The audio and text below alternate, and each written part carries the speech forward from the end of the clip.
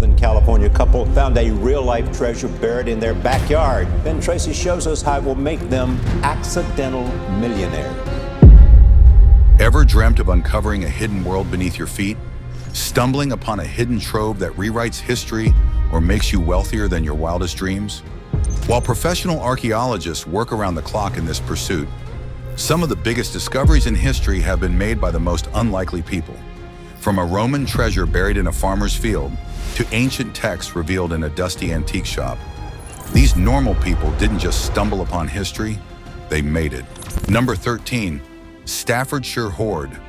What began as an ordinary day for Terry Herbert, his hobby of finding coins and scraps with his metal detector, quickly turned into one of the most valuable discoveries of all time. Terry Herbert discovered the hoard on July 5, 2009, while using a metal detector on a farm in Staffordshire. Over 5 days, he found 244 gold objects. Herbert then contacted Duncan Slark, the local finds officer. The landowner, Fred Johnson, allowed an archaeological dig to find the rest of the treasure. Over 3,500 pieces were recovered. The discovery was announced on September 24, 2009, gaining global attention. Items were displayed at the Birmingham Museum and Art Gallery. Andrew Hay, the South Staffordshire coroner, declared the hoard to be treasure, making it Crown property.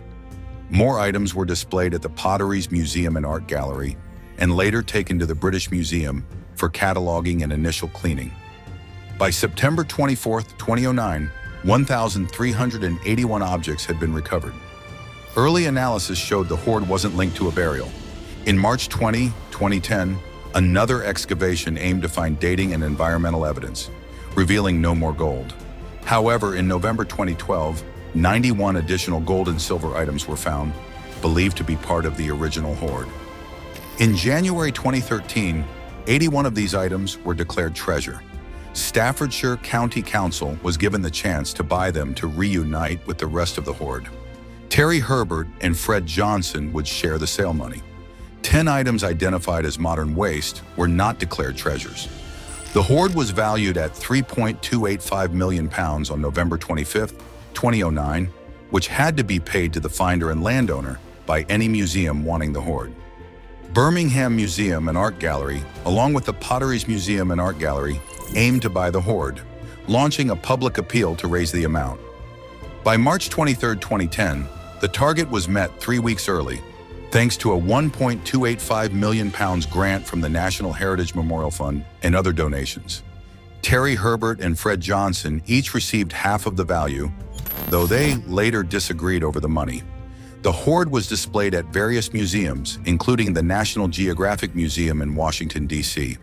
Birmingham Museum has had a permanent gallery for the hoard since 2014, and the Potteries Museum also features it. Number 12, Tully Papyrus. A visit to an antique shop in Cairo turned into a groundbreaking discovery of ancient texts that might describe UFOs. In 1933, Alberto Tully, who worked in the Egyptology department of the Vatican Museums, found an unusual papyrus scroll in an old section of Cairo. After Tully passed away, the scroll went to his brother, but soon after, his brother also died, and the scroll disappeared. 20 years later, Italian Egyptologist Boris de Rakowitz claimed he found the original papyrus. The text, roughly translated from Egyptian hieroglyphs, told a fascinating story. On the 22nd day of the third month of winter, at the 6th hour, a historian from the House of Life saw a strange disk in the sky. It was headless and emitted a foul odor. The body of the disk was about 50 meters long and 5 meters wide. It was silent as it moved towards the king's palace. The sight confused everyone, causing them to clutch their stomachs. They reported this to the pharaoh. Pharaoh ordered a review of the chronicles in the House of Life. The king pondered over these events. Days later, more of these disks appeared in the sky, shining brighter than the sun and filling the sky in all directions. Soldiers and the pharaoh watched together. After dinner, the disk soared high toward the south. Fish and other sea creatures rained down from the sky, something unheard of since Egypt's founding. The pharaoh ordered incense to calm the god Amun-Re and commanded that this event be recorded in the House of Life forever. This event supposedly happened during the early years of Thutmose III's reign, around 1480 BCE.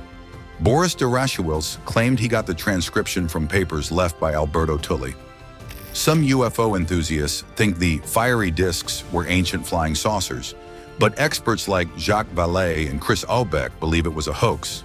They pointed out that Tully had only copied the text once and used a shorthand, which likely introduced errors, making it unverifiable. Author Eric von Daniken used the Tully Papyrus in his theories about ancient aliens. However, Samuel Rosenberg's 1968 Condon report suggested that Tully might have been deceived and that the papyrus was fake. Rosenberg highlighted that UFO authors often use unverified sources and concluded that all ancient UFO sightings are doubtful until proven true. The papyrus is currently housed in the Vatican Library. Number 11, the Saddle Ridge Coins. While working on their property, a California couple made an astonishing discovery when they unearthed a cache of gold coins worth millions hidden in their backyard. On February 2013, a couple found a treasure called the Saddle Ridge Hoard on their property in Northern California's Shasta Cascade region. They haven't revealed the exact spot to keep their privacy and avoid attracting treasure hunters. Known only as John and Mary, the couple lived there for years but had no idea who buried the coins. Though they no longer live together or on the property, they still keep their identities and locations secret. The couple discovered the treasure while walking their dog. Despite hiking the trail many times, they only noticed a rusty can sticking out of the ground this time. Curious, they decided to dig it up. Before finding the treasure, they had seen an old can hanging from a tree and a strange rock they called Saddle Ridge. These were likely markers left by the original owners. The treasure was found 10 steps from the jagged rock, pointing north. Mary spotted the can first and John tried to pick it up. It was stuck and heavy, so they thought it might contain lead paint. On their way back home, they can crack open, showing a gold coin. Excited, they returned with tools and found more cans filled with coins, eventually digging up 8 cans with 1,427 coins. To protect their find, they hid it in an old ice chest buried under wood. They then contacted Kagan's, a coin collecting firm in California. Coin expert David J. McCarthy assessed the coins, which turned out to be the largest gold find in the U.S. since 1985. The Saddle Ridge treasure's face value is $27,980, but its market value is much higher. McCarthy and Kagan preserved the coins and had them authenticated by the professional coin grading service, PCGS, which found many in mint condition and some worth about $1 million each. Kagan arranged for the coins to be sold on Amazon, marking the first major coin sale on the platform. John and Mary plan to use the money to pay off debts, donate to charities, and keep some coins as family heirlooms. But today it's valued at around $10 million. The coins were sold through private sales and are held in various private collections and museums. Number 10. Asbury Archer. Amid a housing development, a construction worker's accidental dig revealed an undiscovered prehistoric burial site. The Asbury Archer, a man from the early Bronze Age, was discovered in 2002 near Stonehenge. He earned the nickname the Archer due to the numerous arrowheads buried with him. His grave, dating back to around 2300 BC, was filled with more artifacts than any other early British Bronze Age burial, including the oldest gold items ever found in England. This suggests he was a person of high status and wealth, challenging previous ideas about the social structure of that time. The Archer's grave contained fascinating items: 5 beaker culture pots, 3 tiny copper knives, 16 barbed flint arrowheads, tools for making flint and metal objects, boar tusks, and a well-used piece of iron pyrite for starting fires. He had a black stone wrist guard on his forearm, another red one by his knees, a shale belt ring, and a pair of gold hair ornaments. The Archer's skeleton had unique features, including a non-fused shoulder blade tip, hidden spina bifida, and a missing left kneecap. Isotope analysis of his teeth indicated he came from the Alps in Central Europe.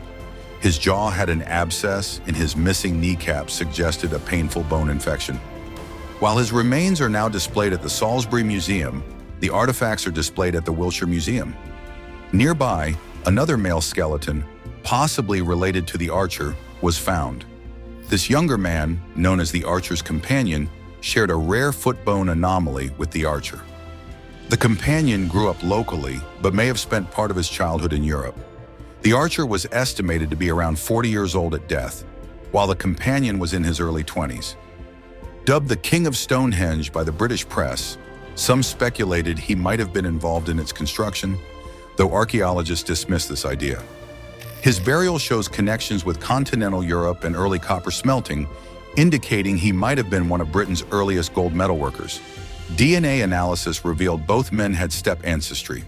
They were not closely related, but a distant relationship was possible. The archer had a higher percentage of early European farmer ancestry than the companion. Isotope analysis confirmed Archer's alpine childhood, while the companion, born in Wessex, also spent part of his youth in the Alps. Number 9. Hawken Horde. While a metal detectorist was simply enjoying a hobby, he unearthed a hidden Roman treasure trove that had been buried for centuries. The Hawken Horde is the biggest stash of late Roman silver and gold found in Britain and the largest collection of Roman coins from the 4th and 5th centuries ever discovered. In 1992, a man named Eric Laws found it with his metal detector in Hawken, Suffolk, England, while helping a farmer friend find a lost hammer. This treasure includes 14,865 coins and about 200 silver and gold items. In 1993, experts valued the hoard at £1.75 million. The treasure was buried in an oak chest with various items sorted into smaller boxes and bags.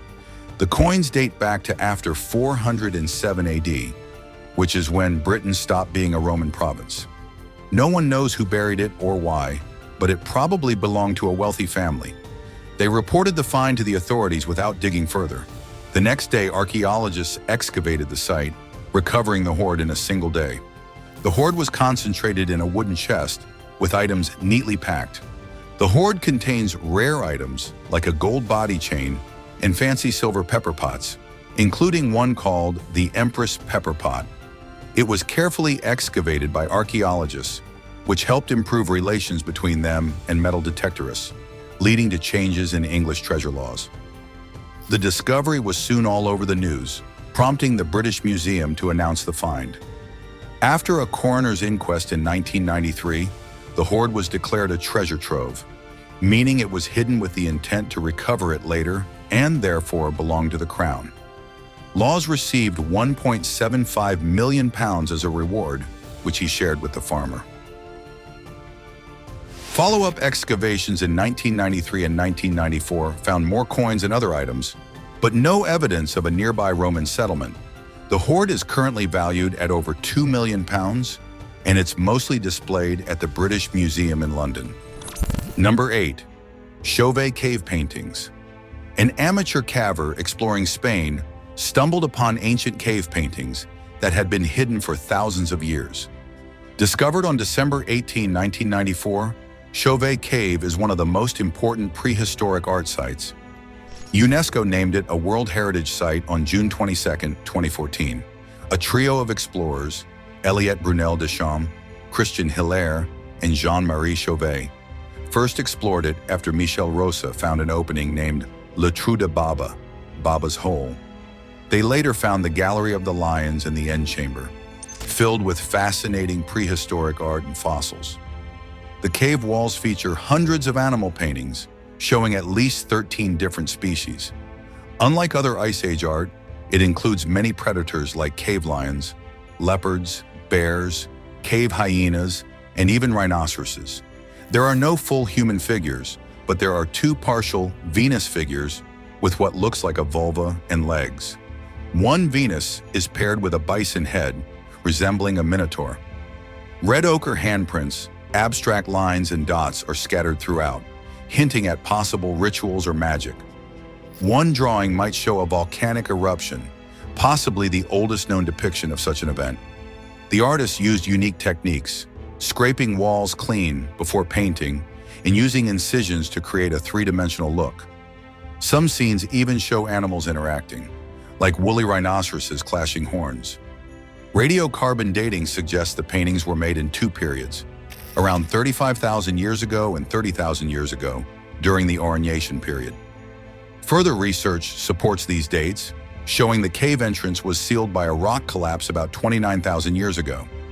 A 2016 study found two phases of human activity, 37,000 to 33,500 years ago and 31,000 to 28 years ago. The cave has been closed to the public since 1994 to protect the art. A replica, Caverne du Pont d'Arc, opened in 2015, offering a realistic experience of the original cave's environment. It's extremely valuable for archaeological and historical research. It is also currently displayed and studied in Spanish museums. Number 7. Dead Sea Scrolls. A lost goat led to one of the greatest archaeological discoveries of all time. A young shepherd stumbled upon ancient manuscripts that would change history. In late 1946, Bedouin shepherd Mohammed Ed-Dib was looking for his lost goats near Qumran. Along with his cousin Juma Muhammad and friend Khalil Musa, he stumbled upon ancient biblical manuscripts hidden in jars inside a cave. These 7 scrolls, later identified as the Isaiah Scroll, Habakkuk Commentary, and the Community Rule, were initially hung on a tent pole as the shepherds decided what to do with them. The scrolls were taken to a dealer in Bethlehem, who dismissed them as worthless. But the shepherds persisted and eventually sold 3 scrolls for 7 Jordanian pounds to a Syrian Christian and a dealer named Kando.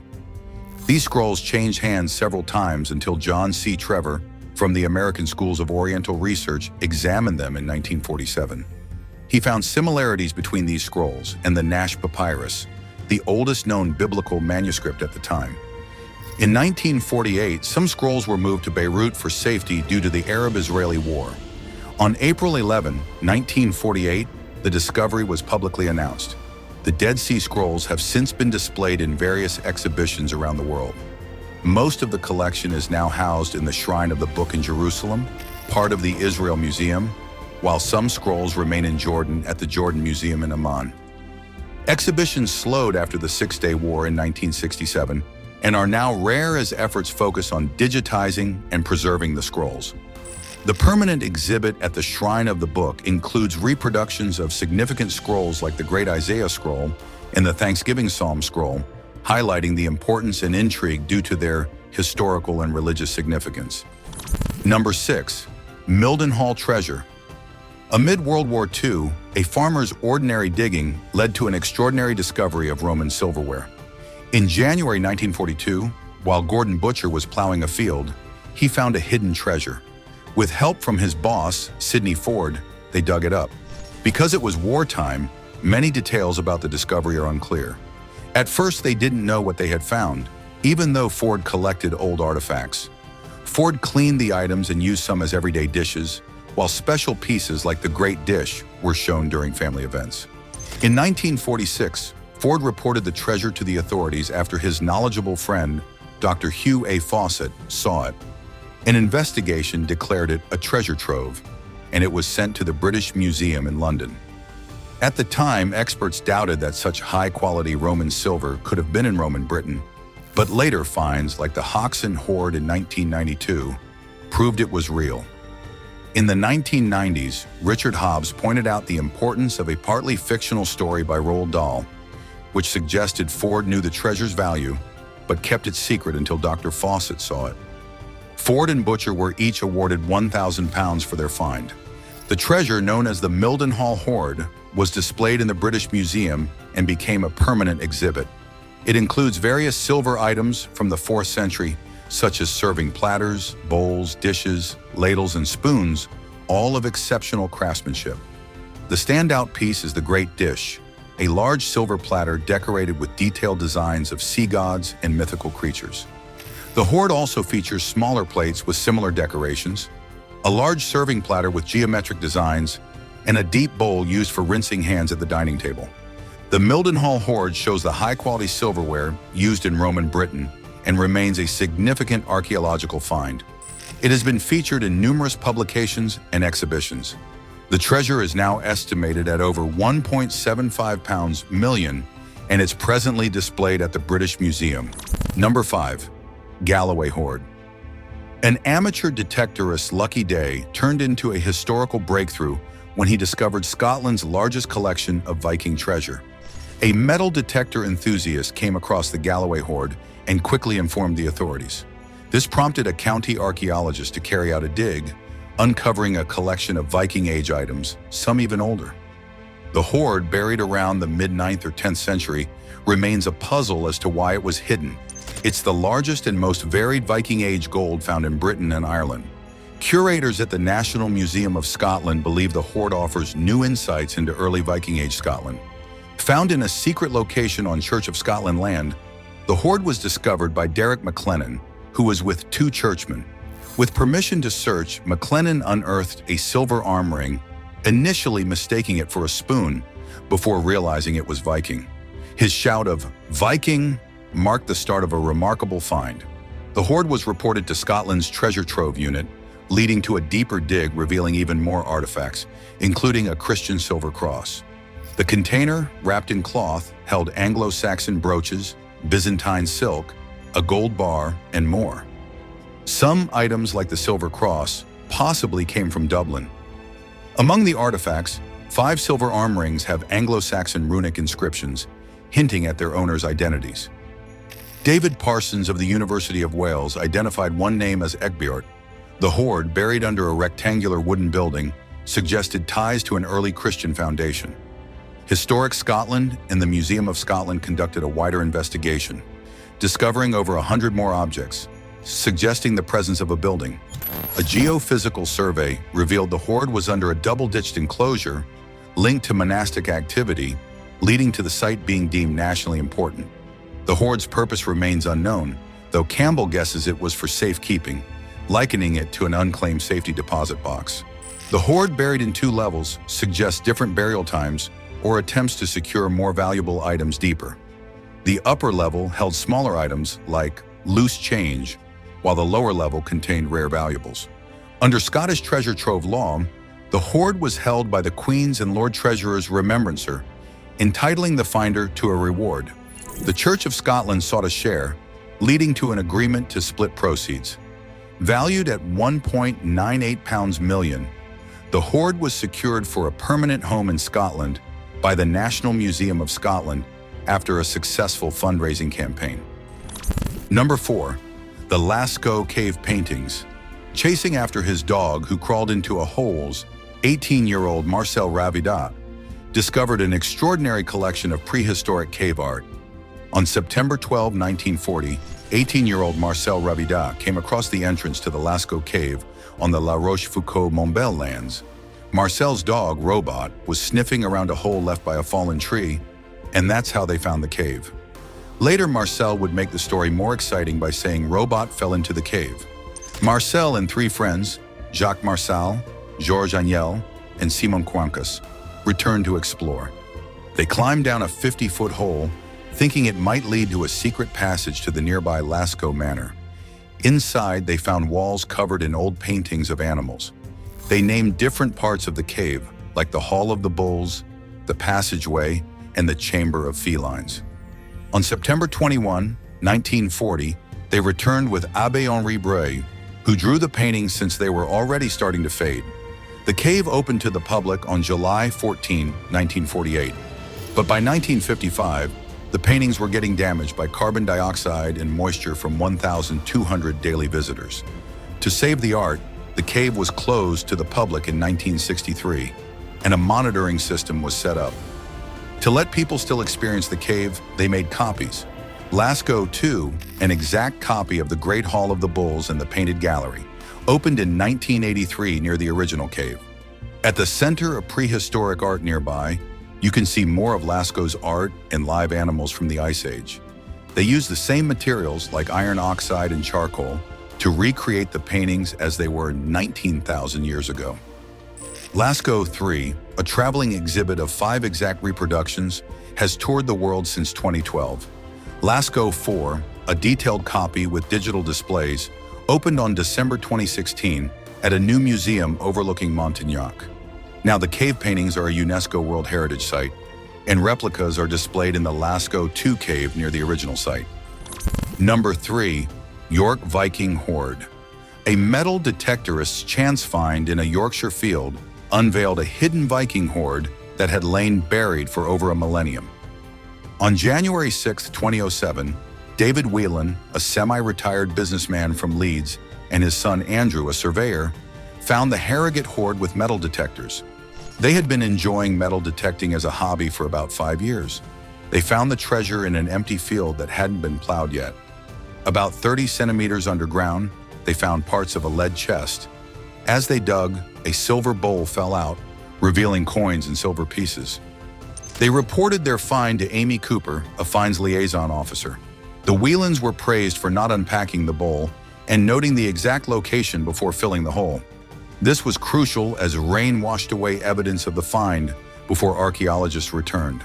The hoard was moved to the British Museum, where each item was carefully dug out and preserved. On July 19, 2007, the discovery was announced. The British Museum called it the most important find of its kind in Britain in over 150 years and of global significance. The hoard included 617 silver coins and 65 other items, such as ornaments and precious metals, hidden in a gilded silver vessel lined with gold. The vessel, likely from northern France, is decorated with vines, leaves, and animals, similar to another cup in the British Museum, suggesting they were made in the same workshop in the mid-9th century. The hoard also had a rare gold arm ring and hacked silver. The coins bore Islamic, Christian, and Norse pagan symbols, reflecting the Vikings' beliefs. The coins date from the late 9th to early 10th centuries, suggesting the hoard belonged to a wealthy Viking leader during the unrest after King Athelstan conquered the Viking kingdom of Northumbria in 927. The hoard included items from many places, like Samarkand, North Africa, Afghanistan, Russia, Ireland, Scandinavia, and Europe, showing the Vikings' wide trade connections. Gareth Williams, a curator at the British Museum, examined the artifacts. In July 19, 2007, a North Yorkshire coroner declared the hoard as treasure, meaning it had to be offered for sale to museums, with proceeds split between the finders and the landowner.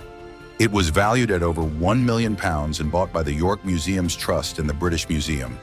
From September 17, 2009, the hoard was displayed in the Yorkshire Museum for 6 weeks before moving to the British Museum for further work.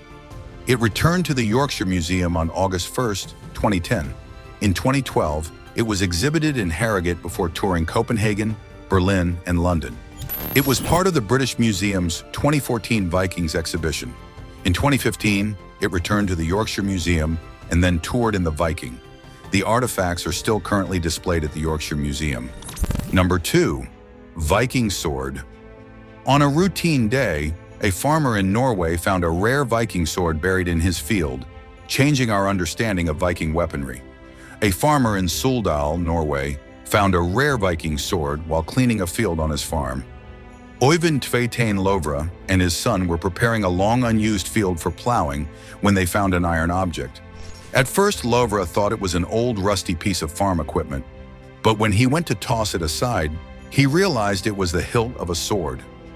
Norwegian law requires people to report potential historical finds to the county council, which then sends the items to the archaeological museum for evaluation. Lovra reported his find to the Rogaland County Council, and on Monday, May 27, 2 archaeologists visited the farm to collect the piece. They took it to the Archaeological Museum of the University of Stavanger, where conservator Hege Holland examined it in detail. The remains of the sword are just under 15 inches long, but when whole, it would have been about twice that length. Despite thick rust and a broken blade, the sword and hilt are in surprisingly good condition, preserved by the dense clay soil. An X-ray revealed cross-shaped letters on the blade, suggesting it might be one of the rare and valuable Ulfbert swords. Ulfbert swords were made in the Rhineland region between the 9th and 11th centuries and were top-quality weapons, symbolizing high status among Viking warriors. Most of the roughly 170 known examples have been found in graves, buried with their owners. About 45 have been found in Norway, but this is the first one discovered in Rogaland. Archaeologists searched the find site with metal detectors, but found nothing else. The sword is being cleaned and conserved at the Archaeological Museum of the University of Stavanger. Number 1. Medieval ring. An amateur metal detectorist in England unearthed a beautifully crafted medieval ring that had been hidden for centuries. In August 2020, Richard Hall, a metal detectorist, discovered the medieval ring in England, revealing intricate medieval craftsmanship. Following the rules, he reported his find as treasure through the British Museum's Portable Antiquities Scheme. Heritage Doncaster, which manages the city's heritage sites and museums, bought the treasure for £12,500. Peter Robinson, the Collections and Exhibitions Officer at Heritage Doncaster, described the ring as a beautifully crafted piece of medieval jewelry worthy of a king or a high-ranking noble. Back in medieval times, Fish Lake was part of a royal forest and hunting ground, frequently visited by royalty and their courtiers. The ring, made of high-quality gold, has a hoop and frame known as the bezel, with an engraved gemstone in the center. Around the bezel, there's an inscription in medieval French that reads, "Pensez de moi, P," meaning, "Think of me, P." The identity of P remains a mystery, whether it's the giver or the recipient. Mr. Robinson explained that the style of the lettering, the design of the ring, and the specific spelling suggest it dates back to the 13th or 14th century. Councillor Nigel Ball, responsible for public health, leisure, culture, and planning at the City of Doncaster Council, expressed excitement about the find, noting it offers a fascinating glimpse into local history. He added that acquiring this treasure allows it to be showcased for future generations in Doncaster. Mr. Robinson also mentioned that various organizations and private donors helped fund the purchase of the ring for the people of Doncaster. The ring is valued at several £1,000s and is presently displayed in local museums. Which of these bone-chilling discoveries did you find the most interesting? Let us know your answer in the comments section.